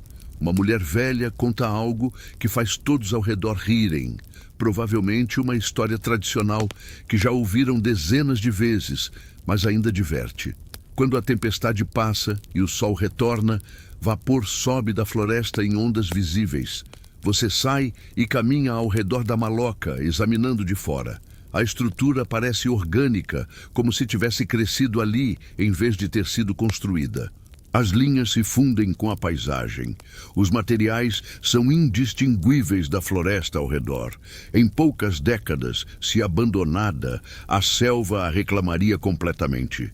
Madeira apodreceria, fibras se desintegrariam, folhas de palma se fundiriam ao chão da floresta e não restaria traço visível. Mas enquanto é mantida, habitada, amada, a maloca resiste. Você aprende que algumas malocas duram décadas, gerações até, com reparos constantes e renovação cuidadosa. Elas abrigam não apenas pessoas, mas memórias, tradições, a própria essência do que significa viver comunitariamente. E é essa comunalidade que você percebe ser o verdadeiro ponto. A arquitetura, força, cooperação, compartilhamento. Vida conjunta, de forma que seria impossível em casas individuais separadas. À noite, deitado na sua rede, dentro da maloca com dezenas de outras pessoas fazendo o mesmo, você ouve o concerto de respirações, roncos ocasionais, o choro suave de um bebê rapidamente confortado, o sussurro de um casal conversando baixo. É humanidade concentrada e você percebe que solidão simplesmente não existe aqui. Não há opção de isolamento, de fechar-se atrás de portas trancadas. E talvez, você pensa conforme o sono chega, essa seja a verdadeira invenção. Não a estrutura física da maloca, mas o modelo social que ela reforça, onde comunidade não é escolha, mas realidade inevitável e constantemente negociada do dia a dia. Você acorda com o som de machados contra a madeira, não o som metálico que conhece, mas algo mais surdo, mais orgânico.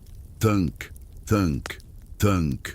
O ritmo é hipnótico, medido, e você segue o som até a margem do rio, onde uma cena impressionante se desenrola. Um tronco enorme está deitado na praia de areia, e ao seu redor trabalham 10, talvez 15 pessoas, cada uma com uma tarefa específica na transformação dessa árvore morta em algo que vai navegar pelos rios mais traiçoeiros da Amazônia. O tronco é de uma árvore específica. Você aprende através de gestos que não é qualquer madeira. Precisa ser dura, mas não demais, resistente à água, mas não tão densa que afunde, livre de rachaduras e defeitos. A árvore foi selecionada meses atrás, marcada, e então foi permitido que secasse parcialmente ainda em pé antes de ser derrubada. É processamento que começa muito antes do primeiro golpe de machado. Os machados em si são obras de arte, lâminas de pedra polida, não lascada. Você pode ver a diferença na superfície lisa e uniforme. O polimento levou dias, semanas talvez, esfregando pedra contra pedra com areia úmida como abrasivo, criando um gume que, embora não seja tão afiado quanto metal, é surpreendentemente eficaz. As lâminas estão presas a cabos de madeira dura com amarrações elaboradas de fibra e resina, criando ferramentas balanceadas perfeitamente para o trabalho. Você observa a técnica. Não é cortar violentamente. É uma série de golpes controlados, removendo lascas de madeira em padrões específicos, aprofundando gradualmente o interior do tronco. O objetivo não é cortar através, é criar uma depressão, uma cavidade que eventualmente se tornará o interior da canoa. O trabalho é dividido em turnos. Homens trabalham por meia hora. Depois, são substituídos por outros enquanto descansam. Ninguém se exaure, ninguém trabalha além do que é sustentável. Você pega um machado quando é sua vez. É mais pesado do que esperava, e o cabo está polido de tanto uso, quente da mão do homem anterior. Você levanta e golpeia. O impacto reverbera pelo seu braço e você remove uma lasca patética de madeira. Os homens ao redor não riem. Eles entendem que é a habilidade aprendida. Um deles ajusta sua posição, mostra o ângulo correto, demonstra o movimento de quadril que adiciona poder sem esforço excessivo dos braços. Você tenta novamente e desta vez é melhor. A lasca que voa é 3 vezes maior. Você continua encontrando o ritmo e por 15 minutos você é parte da equipe, contribuindo com seu pequeno pedaço para o projeto coletivo. Quando você finalmente para, suando profusamente, seu respeito pelo trabalho multiplicou exponencialmente. Este tronco vai levar semanas para ser completamente escavado, mas eles não estão apenas removendo madeira aleatoriamente. Há precisão cuidadosa no trabalho.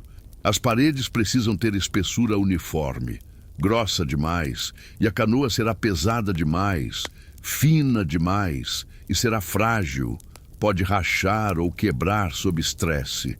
Você vê homens mais velhos, claramente mestres, constantemente verificando a espessura batendo na madeira e ouvindo o som, sentindo com as mãos, usando instrumentos simples de medição. Varas marcadas que são inseridas em buracos para verificar profundidade. O processo não é apenas remoção, há também modelagem. A proa e a popa são esculpidas para formatos específicos que você reconhece terem propósito hidrodinâmico.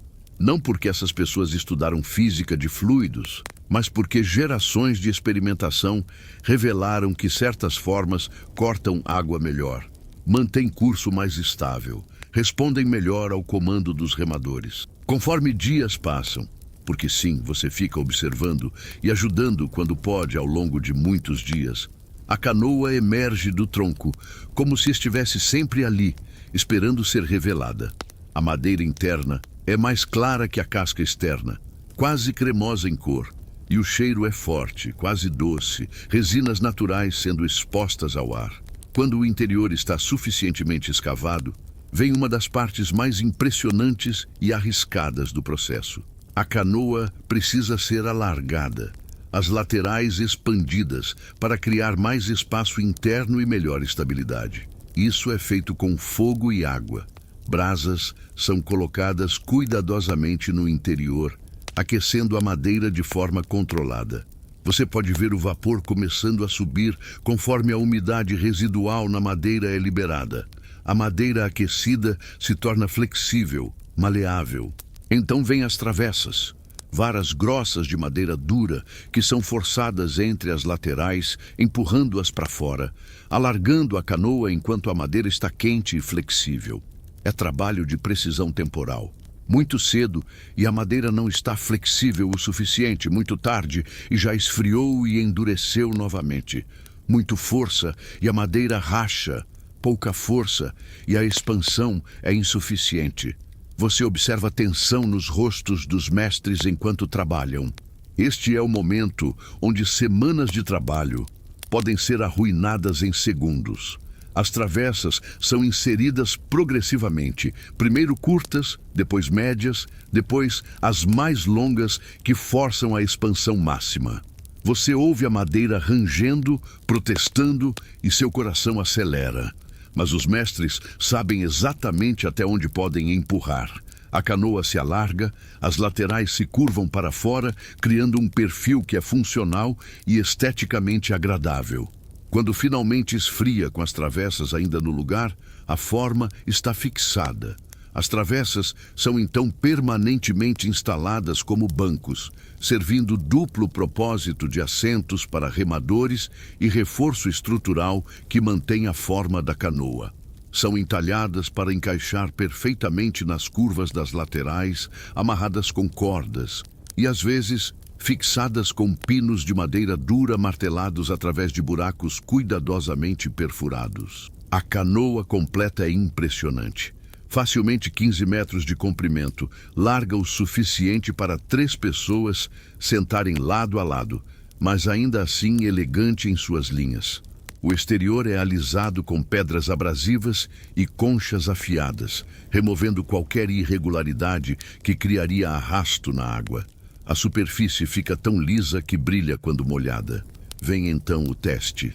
A canoa é arrastada até a água, trabalho que requer toda a força disponível e cuidadosamente virada e colocada na superfície do rio. Há um momento de suspense. Vai flutuar? Vai ficar estável? O mestre construtor entra primeiro, testando o balanço, verificando se há vazamentos através de rachaduras invisíveis. A canoa se comporta perfeitamente, flutuando alta na água, estável mesmo quando ele se move dentro dela. Outros entram e logo há 6 homens remando rio abaixo. Você observa da margem e fica impressionado com a velocidade. A canoa corta através da água com resistência mínima, respondendo instantaneamente aos comandos dos remadores. Eles fazem ela girar em seu próprio comprimento, param em distância curta, aceleram rapidamente. É performance que rivaliza qualquer embarcação moderna de tamanho similar. Você eventualmente ganha permissão para remar. Os remos são simples, pás largas e lisas presas a hastes longas, mas eficazes. Você sente o poder de cada remada puxando a canoa para frente, a água passando suavemente pelo casco. É estável, surpreendentemente estável, considerando que é apenas um tronco escavado.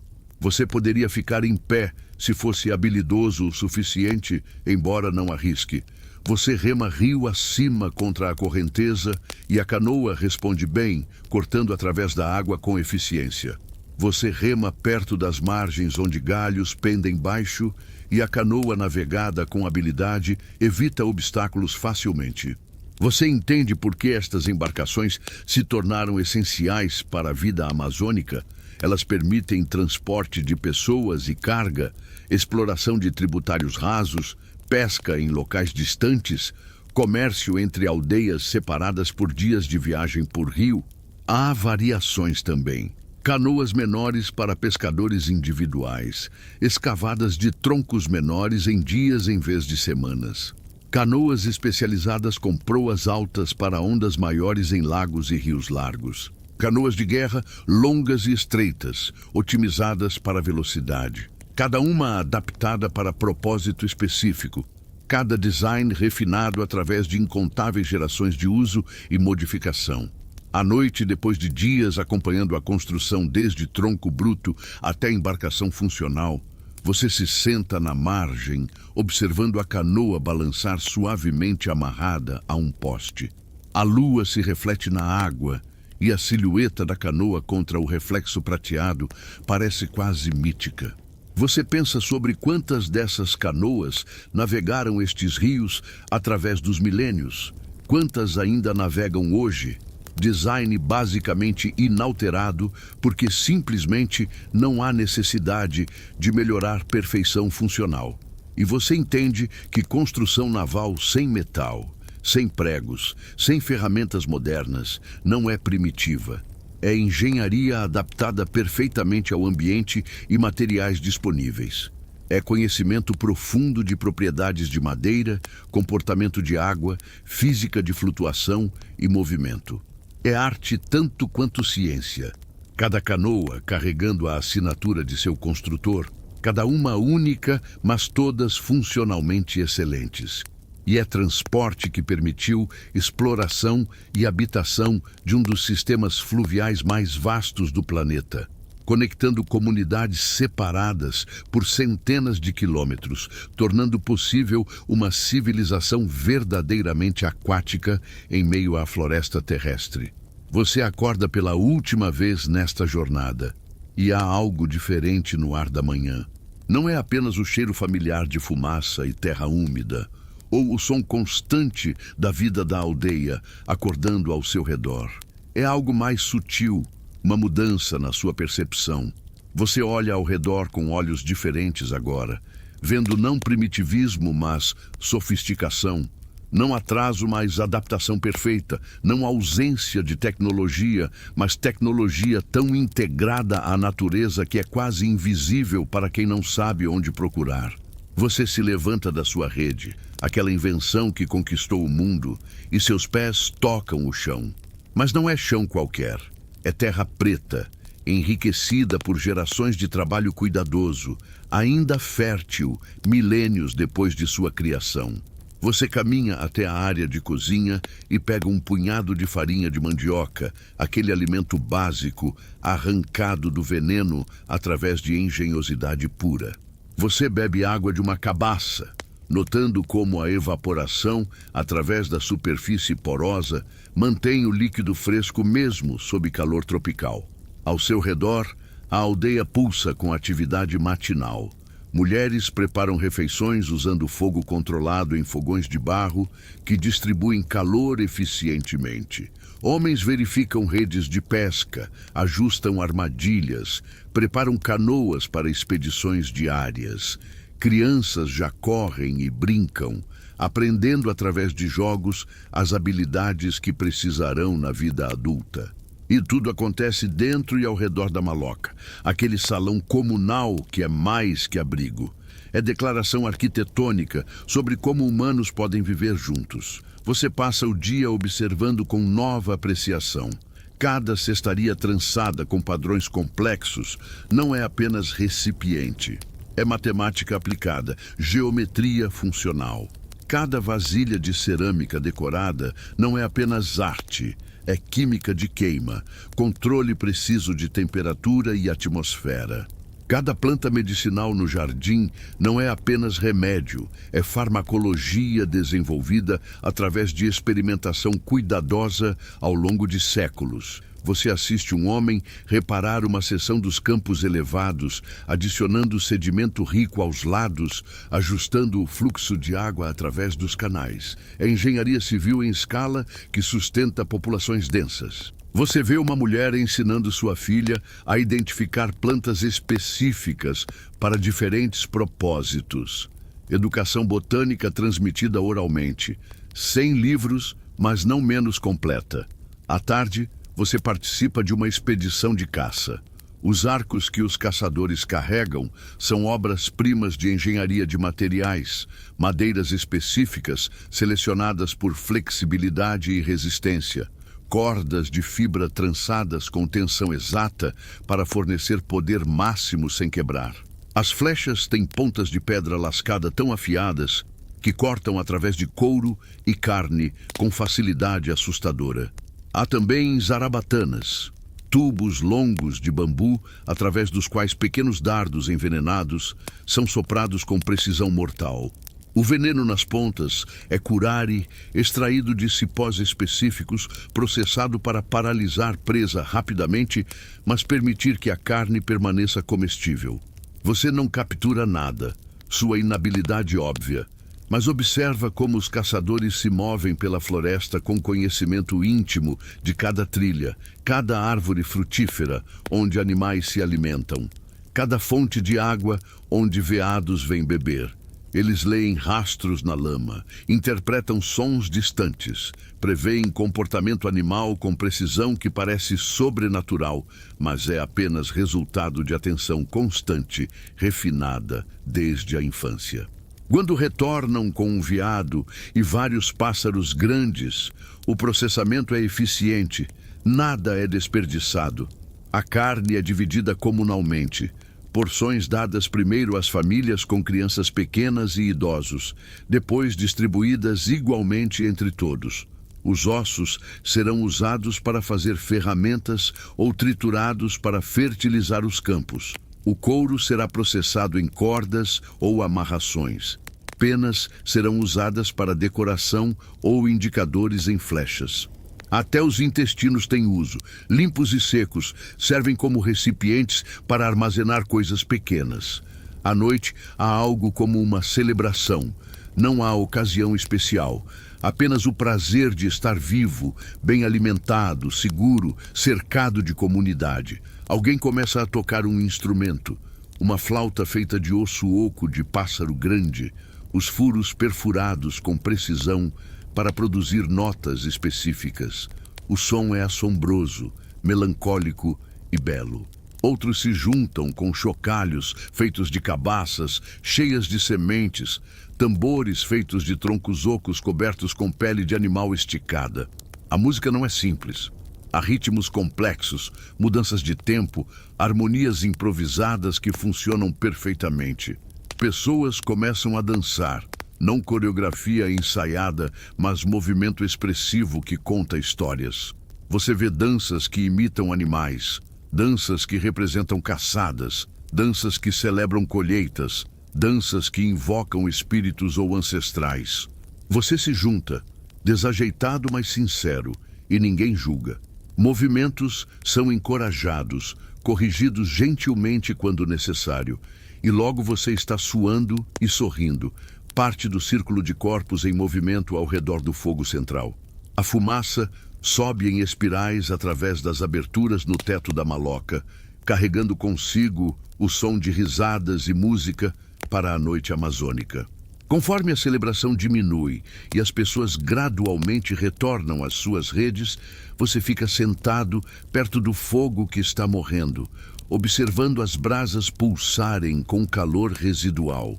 Um dos anciãos se senta ao seu lado, e embora vocês não compartilhem língua comum, há comunicação no silêncio compartilhado. Ele gesticula para a maloca ao redor, para as pessoas descansando, para as ferramentas e recipientes espalhados, para a floresta além das paredes abertas. Através de gestos, ele conta uma história que você entende não ser sobre eventos específicos, mas sobre continuidade. Ele aponta para si mesmo, depois para um homem mais jovem, depois para uma criança, mostrando gerações. Ele faz movimentos de plantar, de construir, de ensinar. Ele está dizendo que tudo aqui, cada técnica, cada ferramenta, cada pedaço de conhecimento, foi transmitido de avô para pai, para filho, de avó para mãe, para filha, através de incontáveis gerações. E ele gesticula para frente, para o futuro, mostrando que isso continuará. As crianças dormindo agora nas redes aprenderão tudo o que ele sabe e adicionarão seu próprio conhecimento, refinarão técnicas, talvez inventem coisas novas. A corrente não será quebrada porque é forte demais, tecida muito apertadamente através de prática diária e necessidade constante. Mas você sabe algo que ele não sabe. Você sabe que navios estão vindo, que homens com armadura e mosquetes chegarão em poucas gerações. Você sabe sobre doenças que varrerão continentes, sobre escravização e destruição, sobre conhecimento que será perdido ou roubado, sobre culturas que serão fragmentadas ou apagadas. E dói esse conhecimento, porque você vê a preciosidade do que existe aqui. Não riquezas materiais, mas riqueza de sabedoria, de técnicas sustentáveis, de formas de viver que funcionam em harmonia com o ambiente em vez de contra ele. Mas você também sabe que nem tudo será perdido. A mandioca ainda será cultivada por milhões. Redes ainda embalarão o sono de metade do Brasil. Terra preta ainda será estudada por cientistas tentando replicar sua fertilidade. Plantas medicinais amazônicas ainda salvarão vidas em hospitais modernos. Canoas ainda navegarão rios. Técnicas de pesca ainda alimentarão comunidades ribeirinhas. E em lugares isolados, em aldeias que resistirão às marés da história, muito desse conhecimento sobreviverá intacto. O ancião eventualmente se levanta, toca seu ombro numa despedida gentil e caminha até sua rede. Você fica mais alguns minutos olhando o fogo morrer completamente. As brasas se transformando em cinza que será adicionada aos campos amanhã, reciclada de volta ao ciclo eterno de crescimento e decomposição. Você se deita na sua rede pela última vez, balançando suavemente e fecha os olhos. Amanhã você acordará em seu próprio tempo, em seu próprio lugar. Mas você levará com você esta experiência, este vislumbre de um Brasil que existiu antes de ser chamado Brasil, de um povo que dominou seu ambiente tão completamente que suas invenções ainda ecoam através dos séculos. Você entende agora que civilização não é medida por arranha-céus ou carros, mas por quanto tempo uma cultura pode sustentar a si mesma, por quão bem ela se integra ao ambiente, por quanto de seu conhecimento persiste através das gerações. E conforme o sono finalmente chega, você percebe que essas invenções pré-colombianas, terra preta, processamento de mandioca, cerâmica sofisticada, campos elevados, redes, armadilhas de pesca, medicina herbal, malocas, canoas e tantas outras, não são relíquias de um passado primitivo. São testemunhas de uma inteligência profunda, de uma relação com a natureza que a modernidade perdeu, mas desesperadamente precisa reaprender.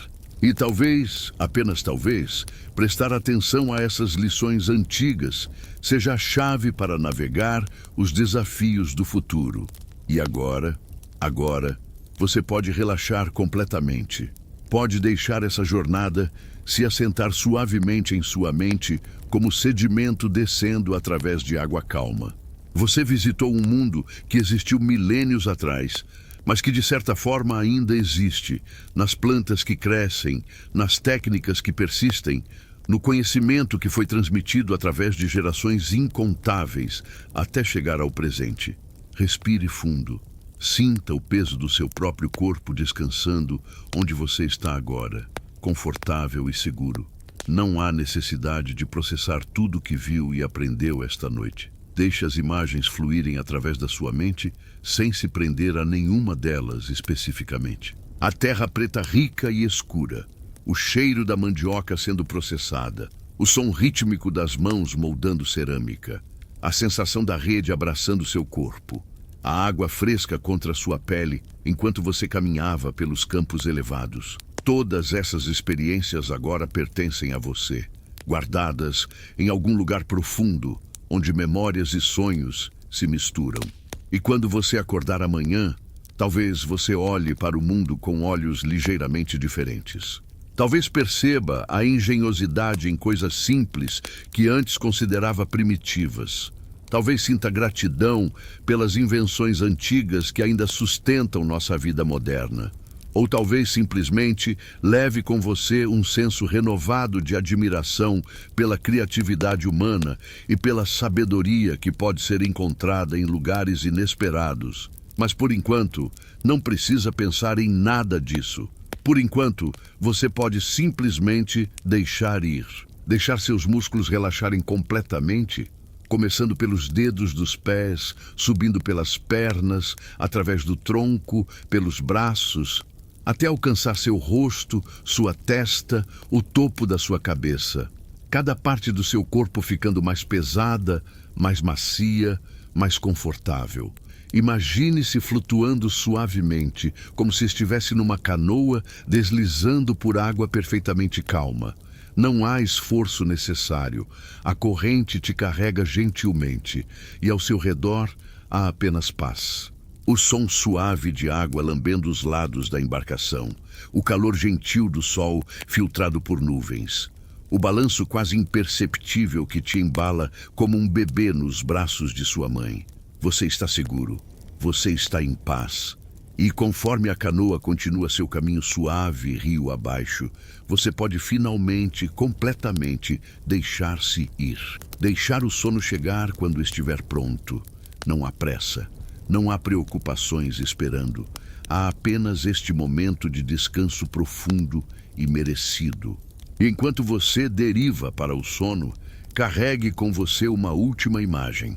Uma fogueira morrendo lentamente na escuridão, suas brasas vermelhas pulsando suavemente, fornecendo luz e calor suficientes, mas nunca demais.